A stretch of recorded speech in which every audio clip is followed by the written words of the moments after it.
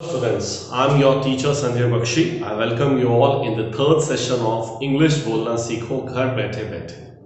In last two classes हमने क्या सीखा? हमने ये सीखा कि किस तरीके से हम is, am, are के द्वारा किसी वस्तु, किसी स्थान या किसी व्यक्ति की क्वालिटीज के बारे में, उसकी पोजीशन के बारे में, कंडीशन दशा के बारे में, साइज के बारे में, दाम के बारे में, लोकेशन के बारे में, टेस्ट के बारे में बात करते हैं. तो जब मुझे बताना है प्रेजेंट के लिए, वर्तमान के लिए है, जैसे यह मार्कर है, सो आई एम टॉकिंग अबाउट वर्तमान, राइट. पर अगर मेरे पास अब मार्कर नहीं है, मेरे पास मार्कर था, तो हम was word, right. For present tense हमें जब किसी भी वस्तु की इन गुणों की बात करनी है, so we use is, am and are.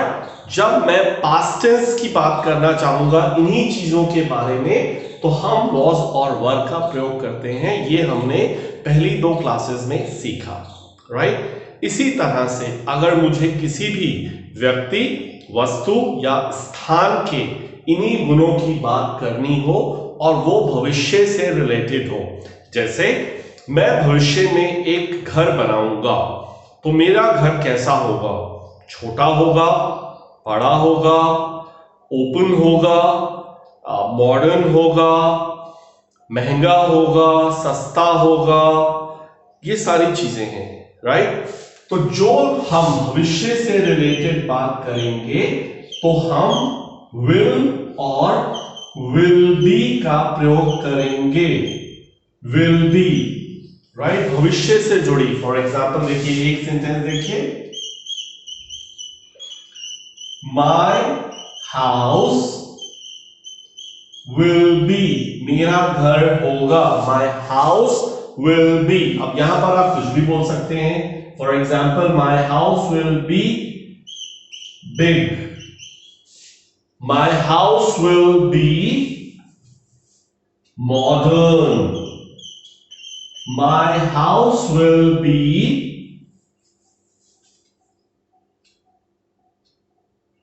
open, खुला, right? It will not be crampy.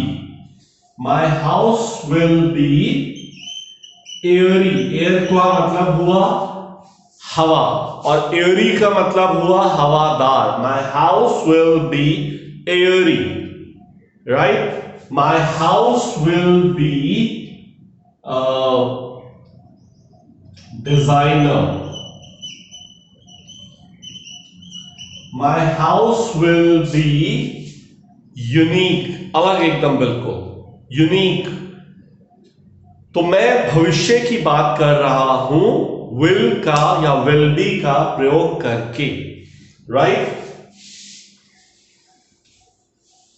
अब एक दो वाक्य और देखते हैं. देखिए, my house will be comfortable. कैसा होगा घर आपका? आरामदायक. My house will be comfortable. होगा, होगा, राइट. एक वाक्य और देखें. अब मैं आपके लिए कह रहा हूं, Your house will be spacious. खुला, जिसमें बहुत सारा स्पेस हो. Your house will be spacious, right? इसका नेगेटिव आपने बनाना है तो क्या हो जाएगा बेटा? Your house will not be, will not be. Your house will not be spacious. Your house will not be big. Your house will not be modern. Your house will not be airy. Your house will not be sunny. Your house will not be designer. ये सब negative हो गए. अगर आप किसी से पूछना चाहते हैं क्वेश्चन के रूप में, तो इस विल को यहां सबसे आगे ले आइए, राइट. तो अगर मैं इस विल को यहां से निकालकर और वाक्य के सबसे आगे ले जाऊंगा, तो ये बनेगा Will your house be spacious? क्या आपका घर खुला होगा? क्या आपका घर बहुत स्पेस वाला होगा? Right? Will your house be modern? Will your house be luxurious? Will your house be expensive? Will your house be independent? Will your house be designer? Open?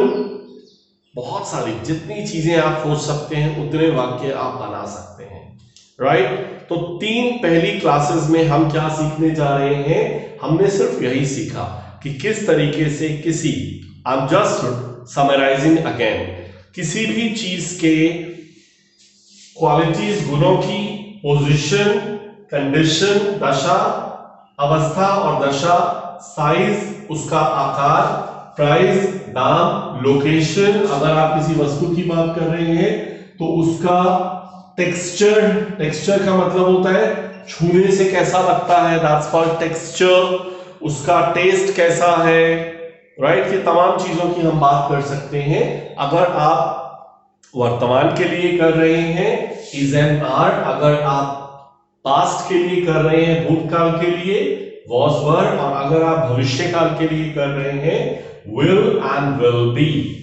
तो ये हमारे 3 प्रकार के बेसिक सेंटेंसेस हम इनसे बना सकते हैं।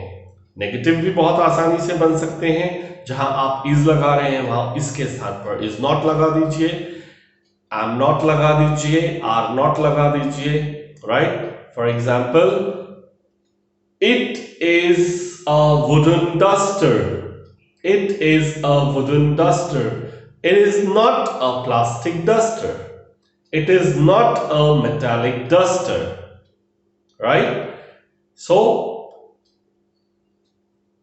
किसी भी तरह का वाक्य जो आप प्रेजेंट में बनाएं, पास्ट में बनाएं या फ्यूचर में बनाएं, I am talking about basic small sentences जो इन चीजों के बारे में होंगे, उनको हम ऐसे बनाते हैं। तो जो भविष्य के होंगे उन्हें आप विल से बना लीजिए, राइट? इसी को डिटेल में अब आप अगले वीडियो में देखेंगे।